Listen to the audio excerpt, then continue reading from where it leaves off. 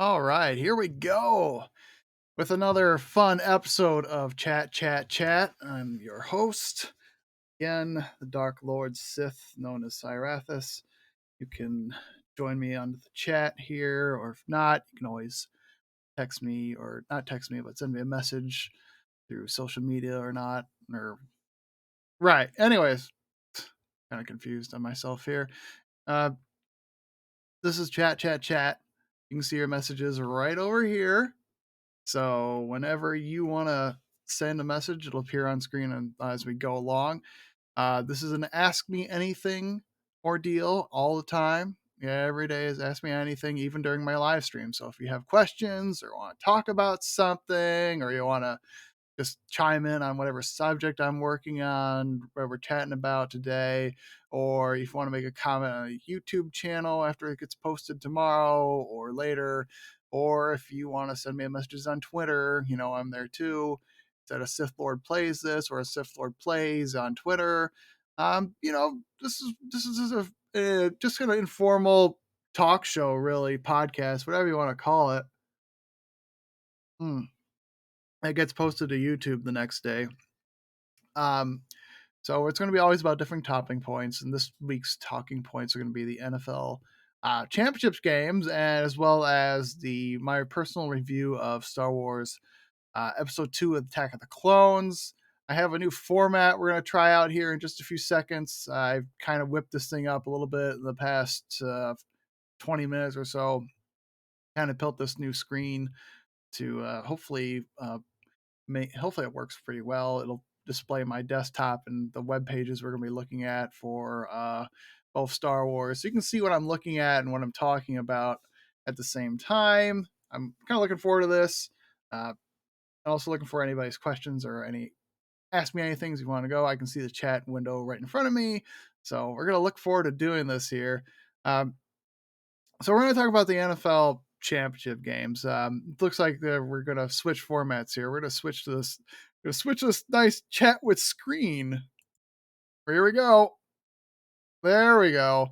Yeah. So now I'm in a little corner again, like I'm usually on my streams, as well as we got the chat box, which is right above me, and then we got this nice, cool web page right over here, so that we can see what I'm looking at on the web browser here. You can see my mouse and everything. So, um, last week, so I didn't do chat, chat, chat. We did something close to it. I was posting on my Facebook account and my Twitter account my picks for the week, and obviously I was uh 1 for 4 on my picks. The only team I picked correctly to win was the Niners. I had the Eagles getting upset by the Giants, and I had the Bengals being upset by being destroyed by the Bills, and then I had the Jaguars upsetting the Chiefs. Now, granted, that was just me just winging it there, thinking that, hey, maybe the Bills will have a chance to beat the Bengals this year. Apparently, I was wrong.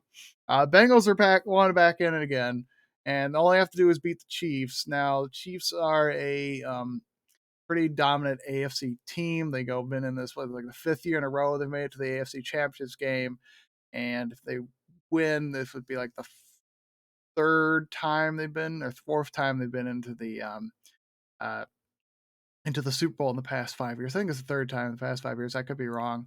Um, and if the Niners play the Chiefs, then it's going to be Mahomes' first Super Bowl win was when they played against the Niners and the Chiefs. So this would be kind of a payback, I guess, for the Niners if they would get to the Super Bowl and beat the Chiefs. And as it looks right now, um, the Niners and Eagles game is going to be a pretty tough game. The Eagles have a really solid offense, but the Niners have a really solid defense. But they're both really well solid teams. The only issue I have, though, with the Eagles, I don't think they've played anybody really tough.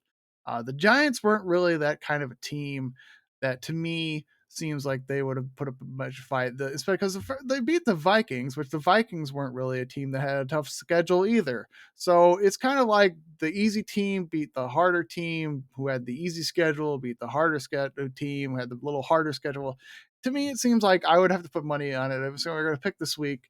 We're going to pick the Niners take down the Eagles, because I think the Niners defense is a little bit better. Obviously saw it last week with the Cowboys and the Niners. It was a battle of who had the better defense, and the offense and the Cowboys looked like that they could have had that game, but they fell apart in the second half, which happens in football quite a bit. You'll have teams come out of the field. They'll play at least one half of the game, or they won't play one half of the game. They'll come back and play the other half of the game, or they won't play the other half of the game. And that's what Dallas did, which to me always amused me, because as a Washington Commanders football fan, seeing any day that Dallas loses is a good day in football, and you can take that to the bank. Washington and Dallas have always been a heated rivalry.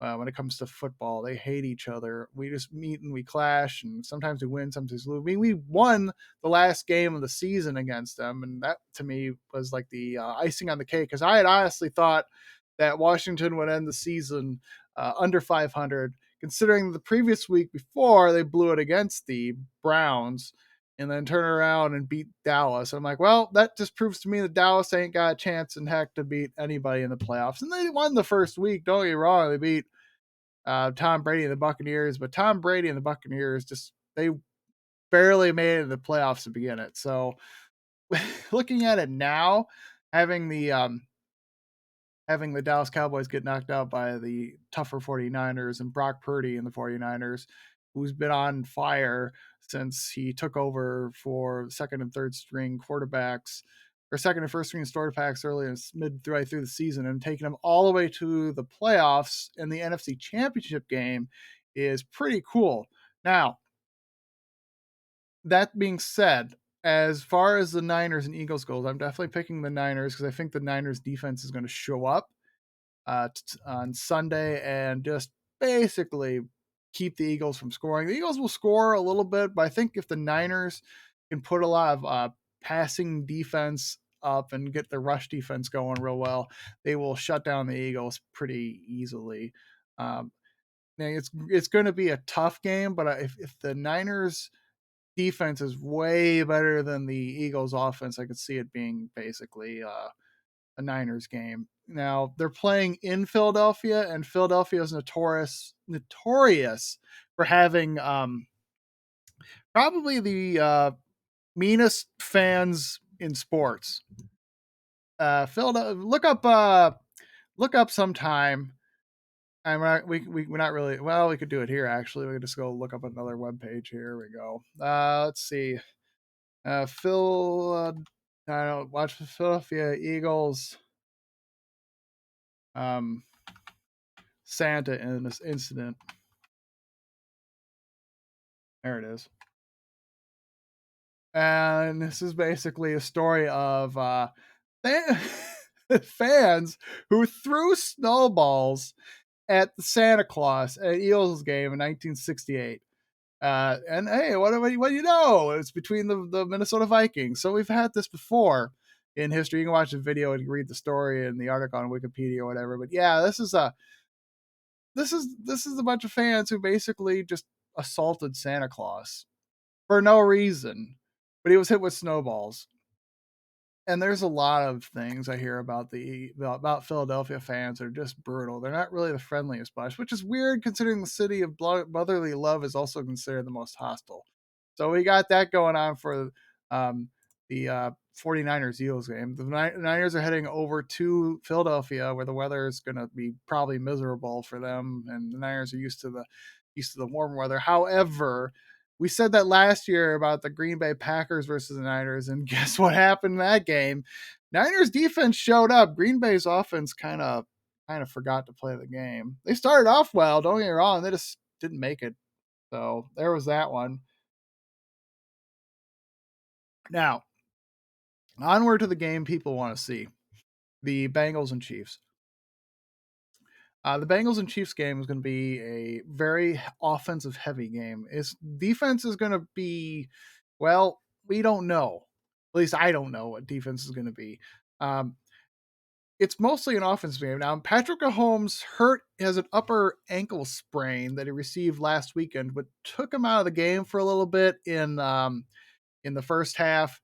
and he came back to play in the second half because he was all taped up. However, he may not be in pristine health enough to want to play, or he'll play, but he might not be a scrambling like he usually does.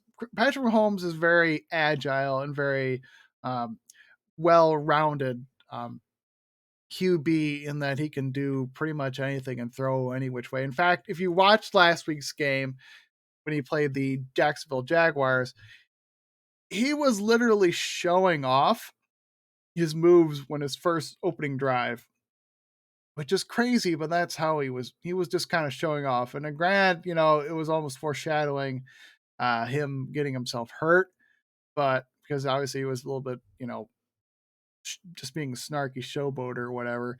And it ended up him getting all, sprained ankle, but it wasn't like it was intentional.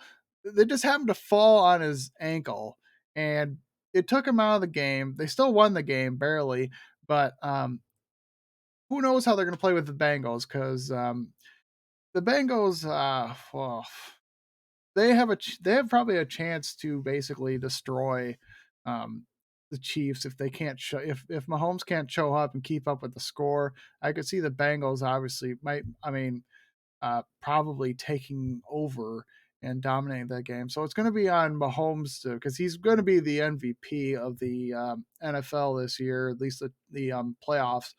Um, which is sucks when your MVP is hurt and you're out without having any assistance and a backup quarterback. But I mean, he will play the game. But if something bad happens to his leg, or if the Bengals decide to blitz heavy and he can't get a receiver out, he's going to be just stuck. So the thing to watch for is there'll be quick passes by Mahomes and a lot of running games just to try to get him from being scrambled and blitzed a lot. Um, that's my prediction of how the Bengals are going to play against Mahomes. I could see this game going either way. If I had to pick a winner, I would like to see the Bengals move on again, give it another shot at Super Bowl. I could see him edging them out maybe by 3, by a field goal, or maybe just 4 points with a touchdown ahead somewhere along the line, and the Chiefs just couldn't answer. This only answer with field goals or something. It could probably go into overtime. These are going to be really close games, both of them, but I think the Niners one is going to be a little bit more further apart in that it's going to be at least under 14 points, whereas the Chiefs Bengals are going to be at least by a touchdown, give or take 3 points. So that's my predictions for the games. You can find the games on the NFL games on Fox at 2 p.m. Central Standard Time, uh, and on 5:30 on Sunday, January 29th, on CBS. That's 5:30 p.m. Central Standard Time. You can watch the AFC Conference Championship game. That's what I got to talk about for football right now. I mean, I kind of like the fact that I got this to work. So you can see all the stuff going on and, yada, yada, yada. We can actually look at my desktop. Ooh, you can see all the websites I look at too. Wow. Ooh, got Disney Plus. I don't know what that logo is. But yeah. I'm onward now to reviewing Star Wars Episode 2, The Attack of the Clones.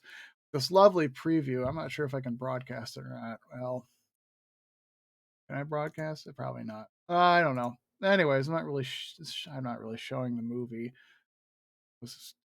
Anyways, so Anthony Daniel C3PO head cut off.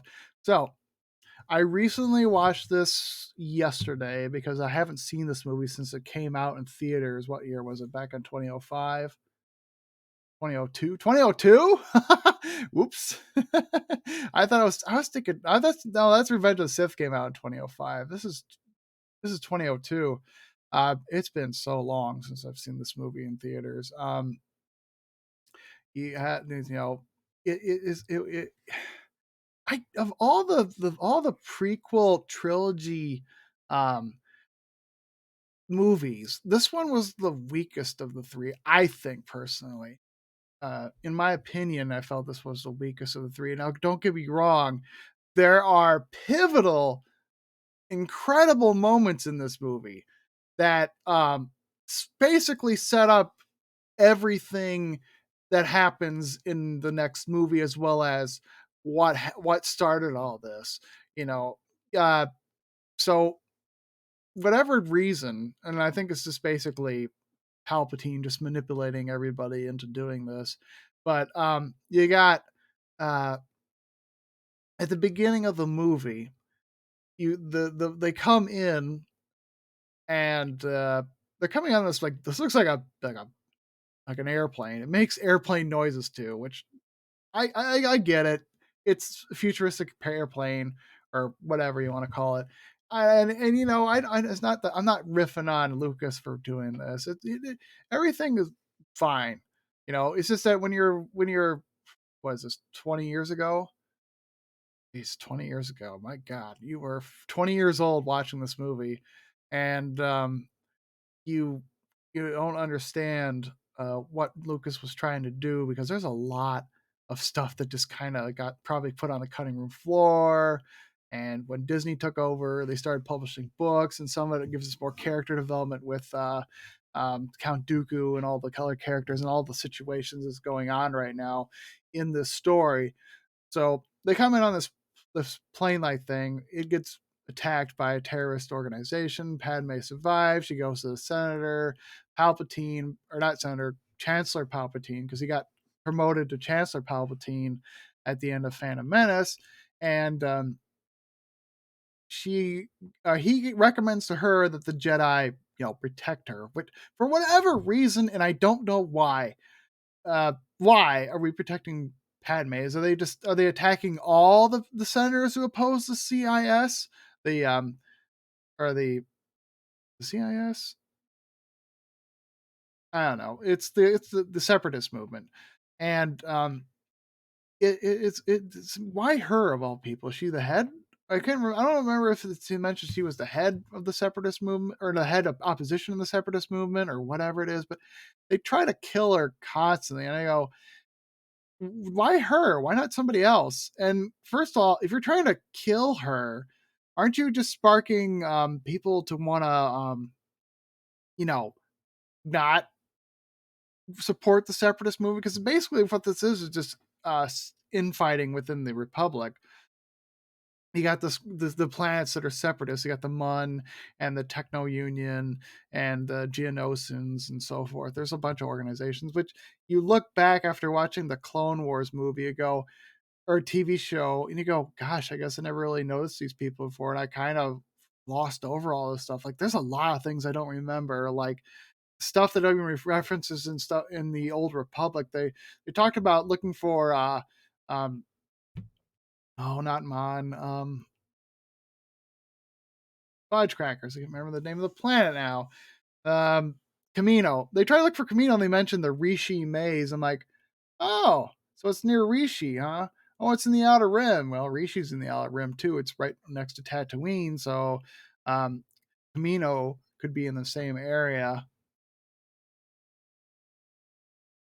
But anyways, let's moving on. So going back to Palpatine, who's manipulating the situation, pretty much on both sides, convinces Padme that the Jedi who are there, which there's a scene that if you look real closely, Padme starts to talk, and then Palpatine kind of interrupts her, but keeps her dialogue going, and Yoda gets this little look on his face where he's like, "What?" Like he felt the small something just off for a moment there, like Palpatine was using his powers to read her mind or something like that briefly, and it just caught Yoda's attention, but not enough to get Yoda to do anything on it, and which will bite them in the butt in the next movie. But also considering that Obi-Wan and Mace Windu both scoff at what Count Dooku has to tell them, which to me, Christopher Lee, rest in peace, he got hardly any time in any of these movies. He barely had like what 15-20 minutes of screen time, and in both the movies combined, I don't know.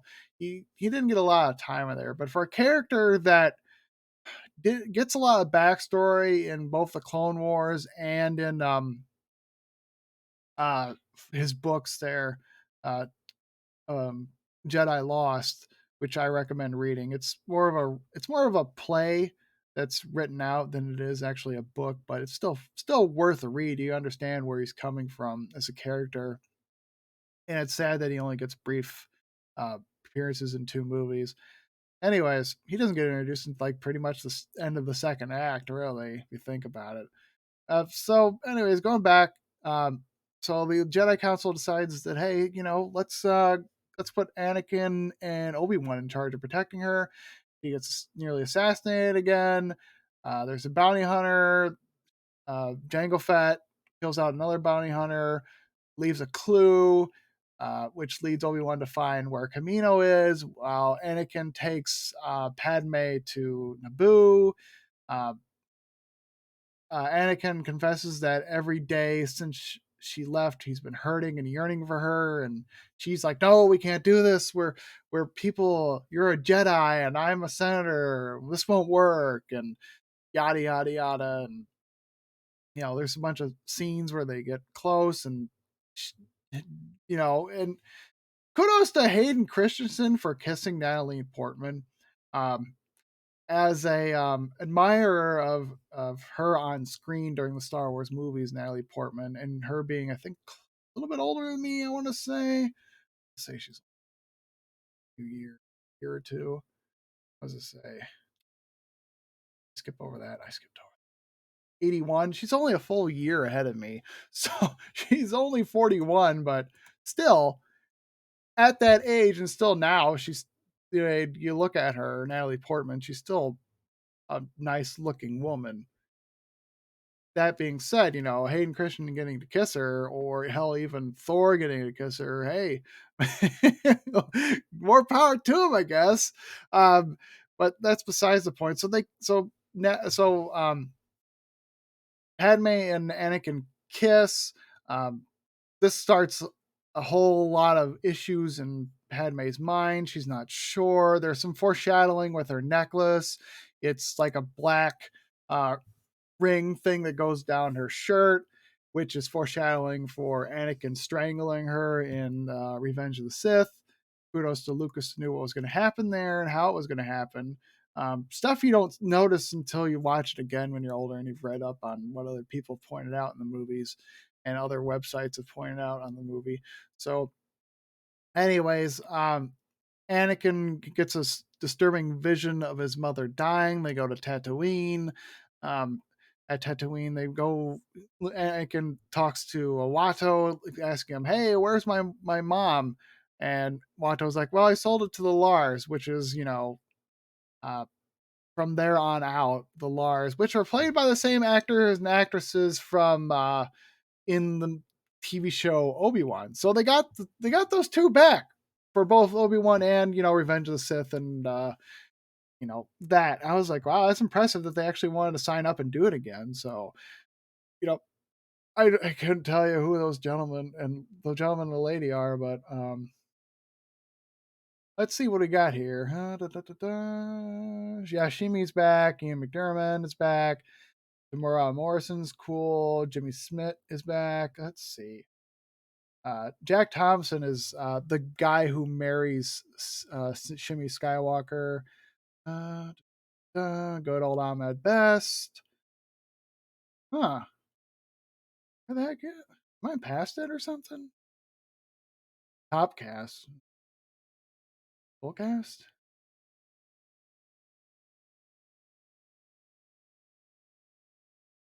Oh, Joel Edgerton is on there. And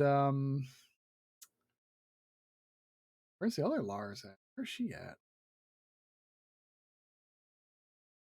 Owen Lars and huh. Interesting. I don't see her on here for some reason. Kenny Baker, late Kenny Baker. Maybe she's just down here. She doesn't have any lines, I don't think, in the movie. Maybe a little bit, but hmm. Oh yeah, I forgot. Barris is there too.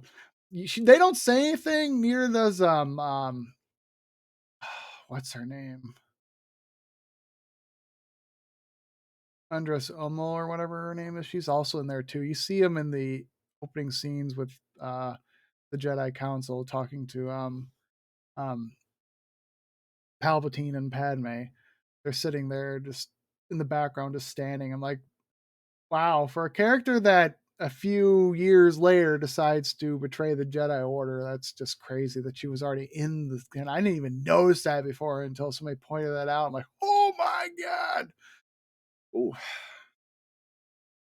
I don't see her, but she's also the same actress as in that one as well. If you look under, well, actually, if you go under Mr. McGregor here and da, da, da, go under,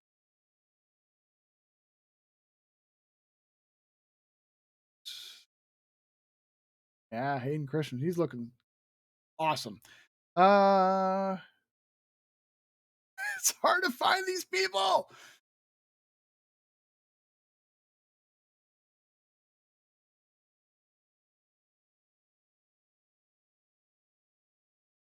There she is. I'm pretty sure it was in Attack of Clones too. Bonnie PC? Probably saying that name wrong. Yep, there it is, right there. But yeah, she reprised her role for that too, which is cool. I like it that they were actually in the movies in the same way as the TV show. They were on board. The only person I believe that wasn't the same was um, uh, Leia's adopted mother. It's a different actress. Jimmy Smith's Bail Organa's wife is a different actress. So um, it don't matter. It's not the end of the world. Samuel L. Jackson is Mace Windu and Hayden Christensen. Anyway, so they go to Tatooine. He goes and finds out that her mother was sold to the Lars.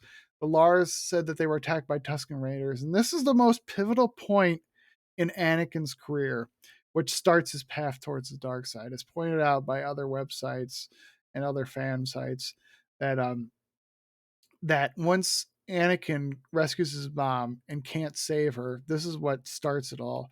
And if we go back even further, there's a scene where Palpatine and Anakin are talking, and Palpatine casually mentions something about the fact that someday you're probably going to be the most powerful Jedi in the Order, and that just gets inside Anakin's brain that he thinks that he's going to be, since he's the chosen one, he will become more powerful than the rest of the Jedi, and it gets into his psyche. So he thinks he's the most powerful Jedi in all of the history of the Jedi.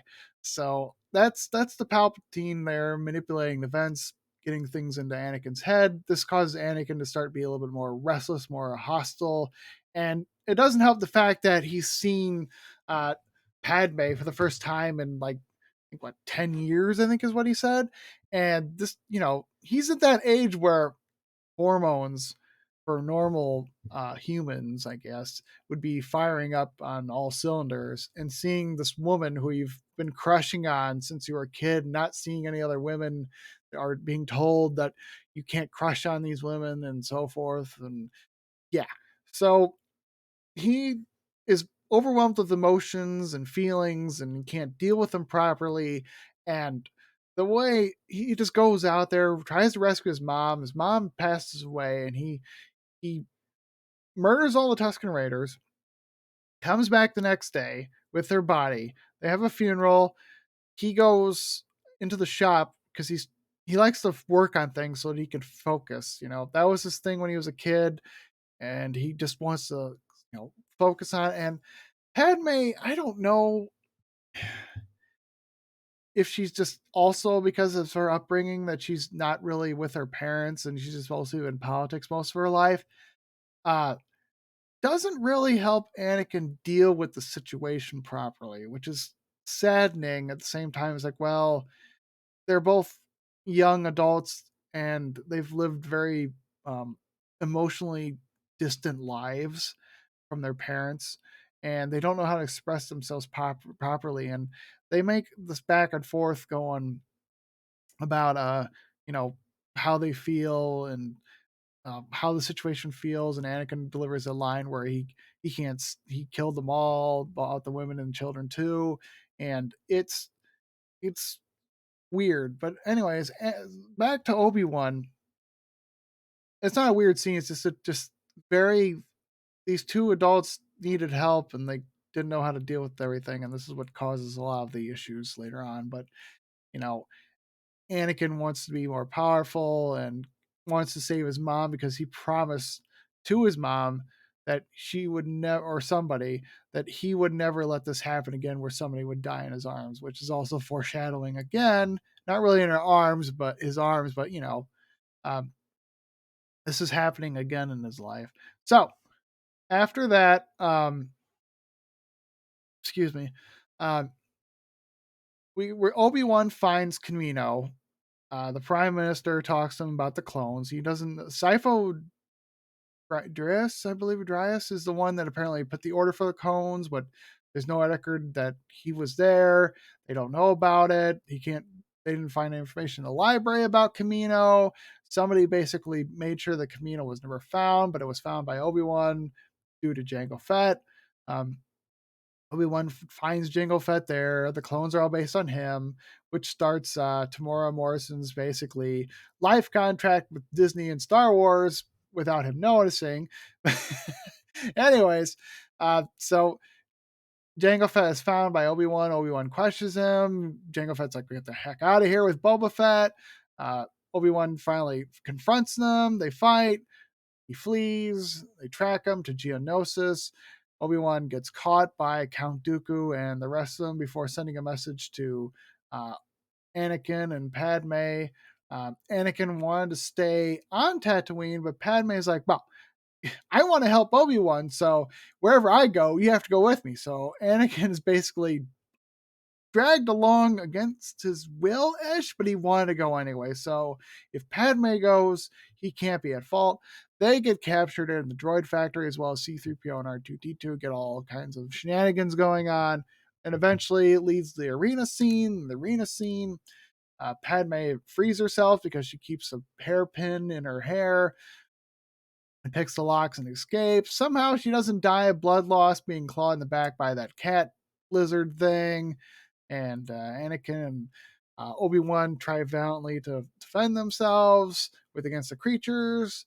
And then all of a sudden the Jedi show up with the clone troopers, or no, with the Jedi show up. There's this epic fight between Geonosians and Jedi. The Jedi lose a couple people. They're outnumbered. Count Dooku thinks everything's under control. And all of a sudden the clone troopers finally show up with Yoda, and they just lay waste everything. And then Count Dooku tries to escape. Obi-Wan and Anakin chase after him. Now, one little pause here. It's hard to talk so long. Now, Anakin and Obi-Wan and Count Dooku go in this big fight, and it's Anakin's fault, really. Obi-Wan states specifically, we can take him together. And Anakin, who is, you know, aggressive and, hostile and wants to do everything else, wants to save the world, just heads off. Dooku lays him out with Force Lightning. So that leaves Obi-Wan and Dooku to fight. Dooku basically cripples Obi-Wan in that he kind of cuts his leg a little bit and cuts his arm. And Obi-Wan is down for the count. Anakin gets up to save Dooku from killing Obi-Wan, and then they fight. Anakin loses one of his lightsabers, and then eventually loses his right arm. And this is what right above the I want to say right between the elbow and the shoulder. And that's when he starts his process of becoming weaker in the Force. See, the Force is connected through your body. The more you have of it, the stronger connection the Force is. Now that cut basically reduced his strength by maybe a fraction of like 5-10%. So he lost a strong connection to the Force. He begins his transformation into Darth Vader. There's also some Darth Vader themes played, I believe, after Anakin tells Padme that he killed the Sand People. Dooku escapes after fighting Yoda in what is described as the weirdest fight scene in history, but the reason behind Dooku being equal to Yoda is because Dooku was trained by Yoda. He mentions this in the movie that he was trained against him, so they know their move set. But you know, Yoda fights pretty hard, and they both fight hard. But Count Dooku has to cheat to escape. He nearly drops a tower on Anakin and Obi-Wan. Yoda stops to save him, and then they talk about the Clone Wars starting. And Anakin gets a cybernetic arm. He goes with Padme to Naboo for protection purposes, but in reality, they go there to get married and obviously consummate their marriage, and thus, well, I don't know about that. I don't think so. They didn't really they consummate their marriage, but I don't think that was the time that Anakin and I mean Leia and Luke were conceived. Um, there's a Clone Wars have to happen, and I believe it was somewhere during the Clone Wars itself, TV show where they conceived Luke and Leia. Probably somewhere in the probably somewhere during this is speculation, sometime during the fourth or fifth season. I don't know if they've shown that on the character. I know in the last season they kind of made it predominant because that's supposed to be the last season is supposed to be the episodes before or during Revenge of the Sith. So I'm not sure, but it's they got married on Naboo, and eventually, Luke and Leia come to pass, and that will be presentable or present very obvious in Revenge of the Sith when we start that movie off after the whole Grievous spaceship rescue the Chancellor thing, which is crazy, but so that's the short and long of the movie. I pretty much basically did a whole synopsis of the movie there. Hopefully nothing bad comes of this. I mean, I wasn't really trying to give away most of the movie here. There's a lot of nuances and other important things going on in the movie and things I've kind of glossed over, especially the whole we can't love each other, etc., and as well as other things going on between Mace Windu's character and Yoda and Anakin and Obi-Wan and stuff like that. The chase scene through the city of Coruscant on the night with the cars, but we got a lot of predominant actors. Obviously, Hayden Christensen's our main boy. He's still out there, still being Rico Suave. You got your Natalie Portman, who's she's Natalie Portman. I remember the one movie that you want to watch with her, and it's it's a little uncomfortable at times, but you want to watch her in the movie called The Professional. Leon the Professional. There, that's one of her movies I've seen her with. I never saw Black Swan or V for Dead or Closer for that matter, but she was also in a lot of the Thor movies. I saw her in the real first Thor movie, so you know she's not she's a pretty good actress. Um, you know what kind more can I say about her? Call me.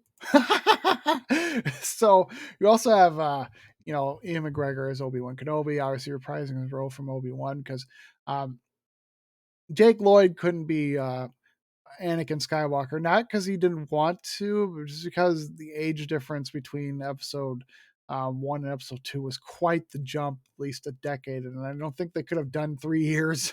3 years older Jake would not look, 10-year-old Jake would not look, or 12-year-old Jake would not look like um, a 18-year-old Hayden Christensen, which if I heard about what happened, how he got the role of when he got the role of Anakin Skywalker, he and his roommate were playing with imaginary lightsabers and jumping around for joy. And granted, at that moment it was great for him, but the aftermath of both episode 2 and 3, I still feel bad about all that. It wasn't really all my fault. It's not like I directed my hate towards him. It's just that a lot of people didn't really care for the acting. It's like not their fault. That's the Jedi.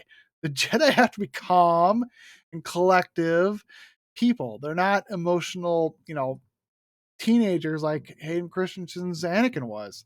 You know, he was a very emotional boy who literally had his life just turned upside down within 10 minutes of meeting Padme. the woman who he's been crushing on for years, and it just kind of messes his mind up. So it's you know it was horrible for him. We got the late great Christopher Lee, who was performing artist in heavy metal. So he was in a lot of good movies, and I feel like he just it's sad the fact that he didn't have much time in these movies really between the first movie or the second movie and the third movie.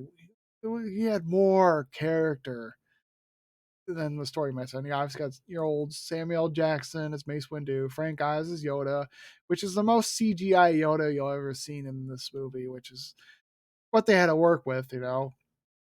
There go Ian McDiarmid as Supreme Chancellor Palpatine, and then Pernilla August as Shmi Skywalker, and Tamara Morrison as Jango Fett, Jimmy Smits as Bail Organa, etc., etc., etc. Ahmad Best, top billed actors right here. And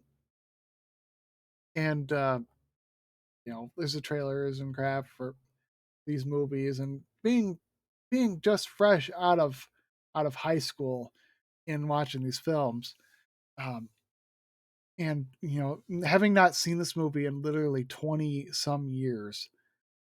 It's been about 20 years since I've seen this movie, and I don't know why I thought it was just so terrible back then. It was just not rewatchable at all. And you go rewatch it again for the first time in 20 years, and you just go, I guess I didn't really think about watching this movie. As a Star Wars fan, you look at this movie and go, back in the day, just go, this movie is not that good.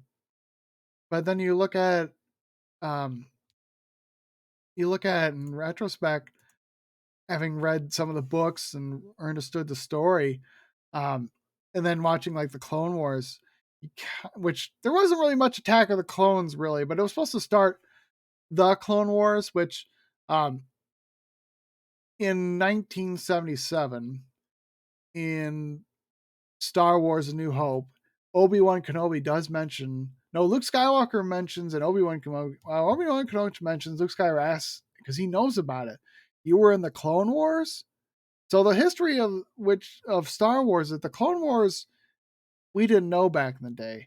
Growing up in the '90s before this movie came out, we didn't know what the hell the Clone Wars were. They didn't say anything. It just like it always interests me. I was like, the hell did he say Clone Wars for? I want to know what this is about. And then when you get it, it's like, huh, okay. It was a pretty interesting time for the Republic 20 years ago, which is, that was a time that, how long it was between Revenge of the Sith and A New Hope was about 20 years. So, that being said, it was mentioned. I think Lucas knew what he was doing at the time, and the fact that Obi-Wan made this offhand remark about the Clone Wars back in A New Hope, you kind of wondered what was going on. This is what started it all. And this is what also. This is the movie that basically is the defining moment for Anakin Skywalker. I mean, it says right here, 10 years after initially meeting, Anakin Skywalker shares a forbidden romance with Padme Amidala while Obi-Wan Kenobi investigates the assassination attempt on the senator and discovers a secret clone army crafted for the Jedi. That's a brief summary of what the movie is about, but there's a lot more stuff in here. And this is all George's stuff. He wrote this and directed it himself. And um,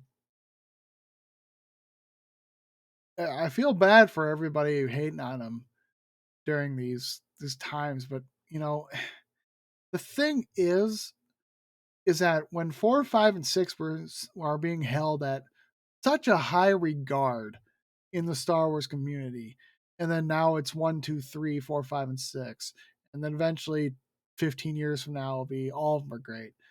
But at the time, 4, 5, and 6 had a really high bar up there for 1, 2, and 3 to jump over.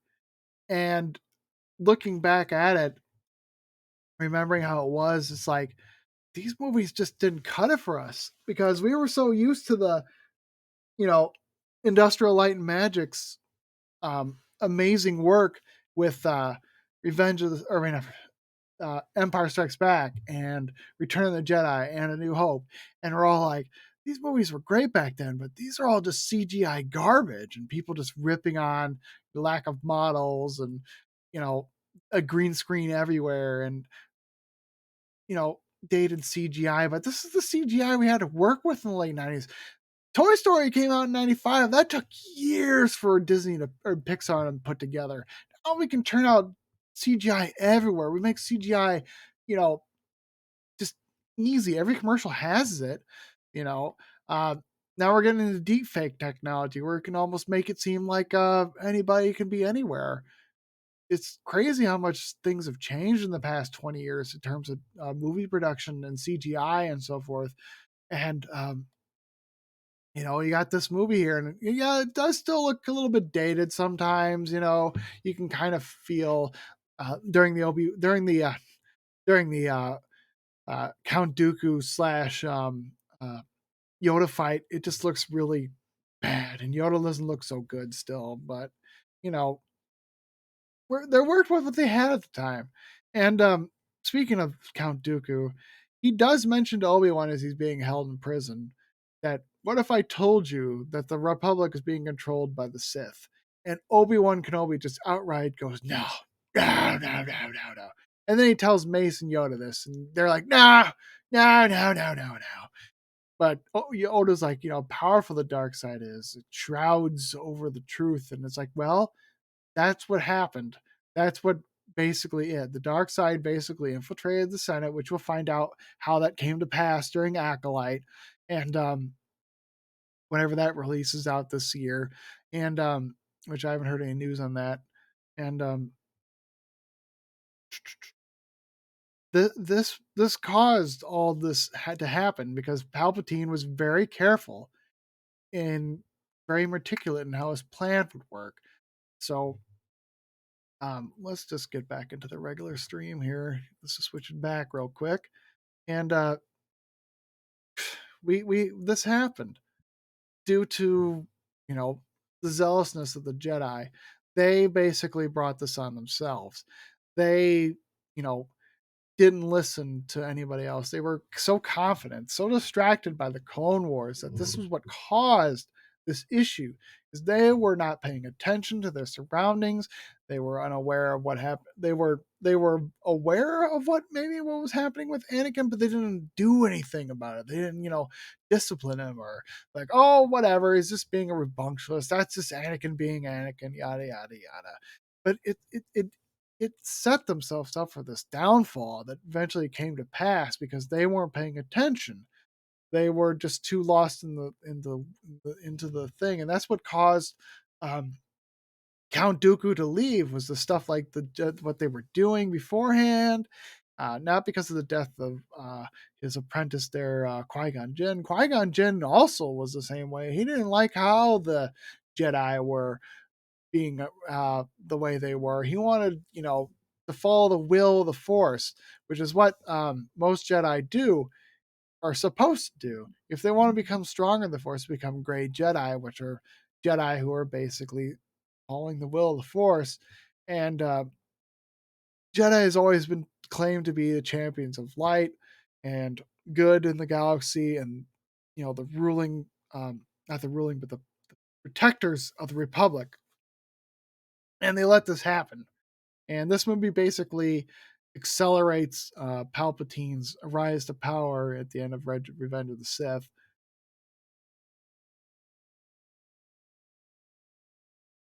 So overall, um, Star Wars Episode 2, The Attack of the Clones is a pretty good movie.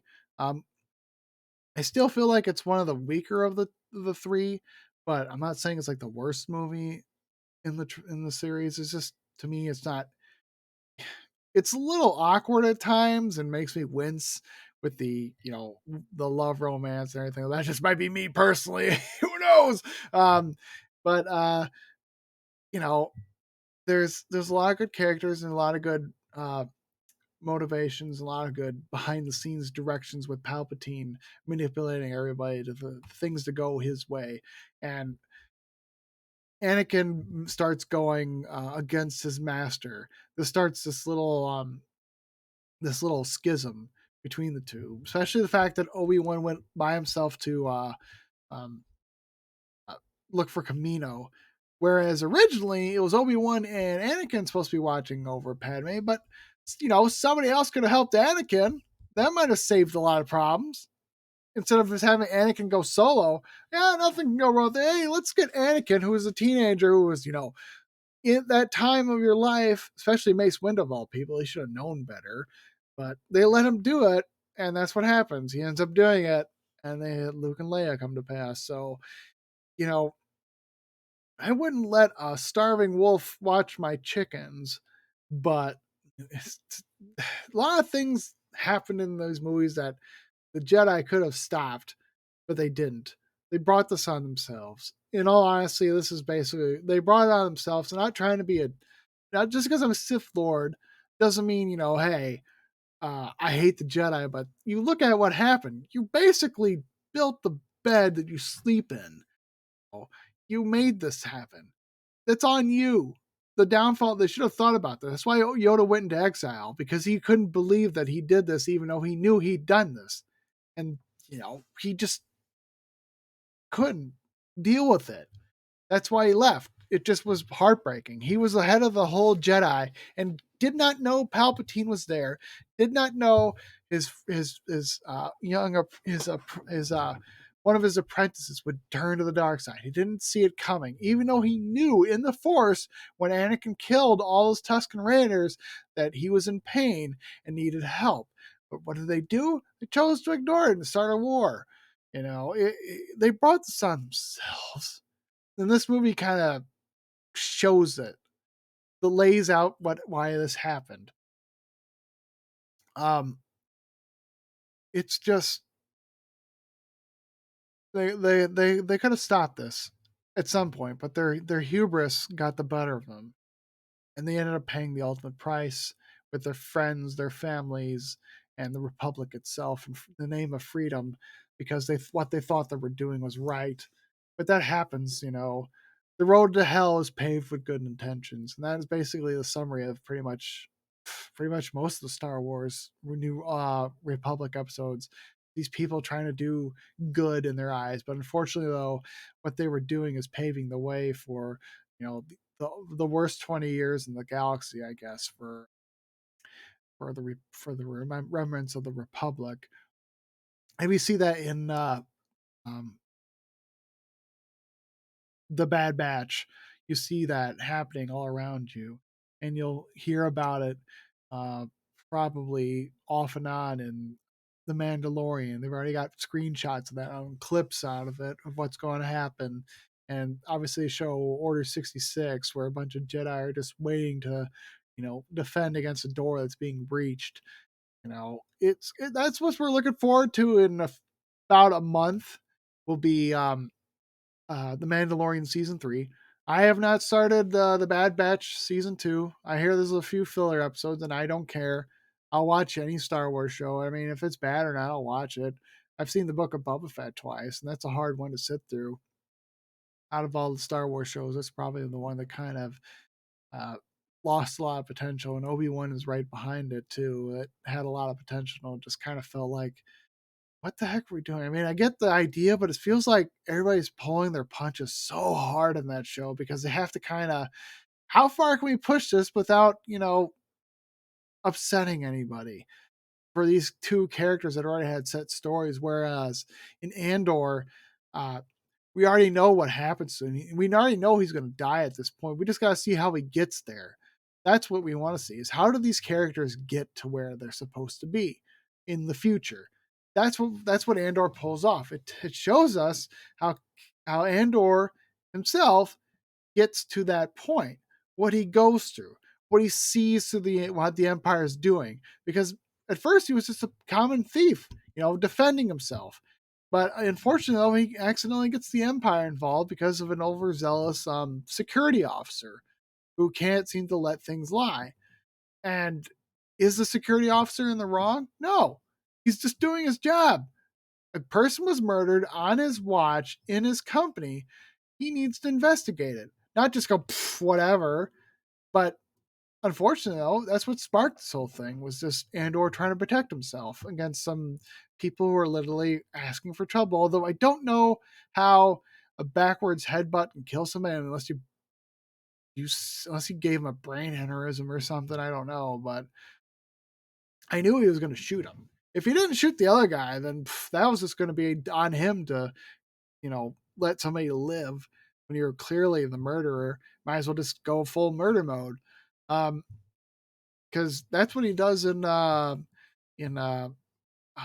One. Just straight up murder somebody in the alleyway. Whatever. You gotta do what you gotta do sometimes, and Andor proved that he can do what he wants to do. He's a smart man. You can tell he's very crafty and knows how to his way around things and knows who to ask the right questions to. I love the Andor show here.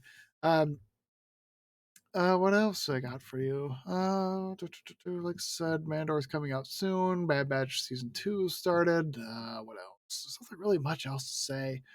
Like I said, Attack of the Clones is a pretty decent movie. Next weekend we'll try to do Revenge of the Sith. I have to watch that again. Pretty much have to watch all these movies again just to kind of refresh. Even though I know what happens, it's still good to watch them again to see if I've missed anything.